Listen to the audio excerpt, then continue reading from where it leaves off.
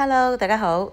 今日黃師奶廚房呢，就想同你哋分享一個個人經驗啦，就係一種可以止咳殺菌嘅小寶貝嚟嘅。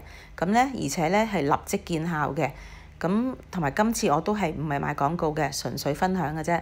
咁呢隻呢，可能你哋都會成日見到嘅，係一種屬於好似香口珠咁樣啦。咁你就要選擇薄荷味啦。咁我自己呢，係隨身攜帶嘅。一個手袋咧，或者之類啦，我都會帶備一包嘅。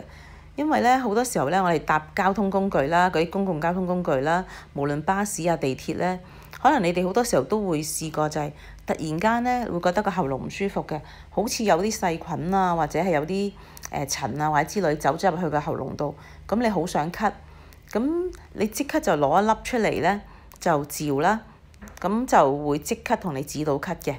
咁同埋我自己覺得佢都係真係好好嘅，好似有殺菌作用咁。咁你之後照完呢，就唔會話再咳嘅。咁同埋呢，亦好方便啦，因為周圍都買到嘅。我諗喺大嘅超級市場啊，同埋便利店啊，咁你都可以買到啦。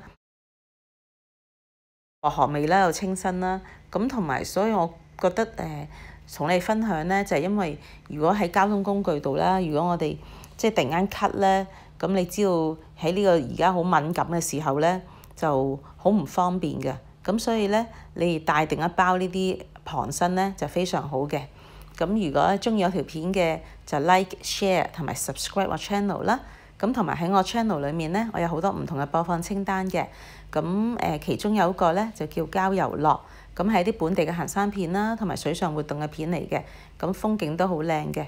咁而且呢，撳入播放清單裏面睇片呢就好方便啦，佢會一連串咁播放啦。咁喺我片下面呢，有紅色訂閱嗰個位置啦，撳咗之後撳埋隔離個鐘仔，選擇全部，咁啊訂閱成功㗎啦，係費用全免嘅。咁如果鍾意有條片，仲可以 like 埋佢添。咁我下次再見啦，拜拜。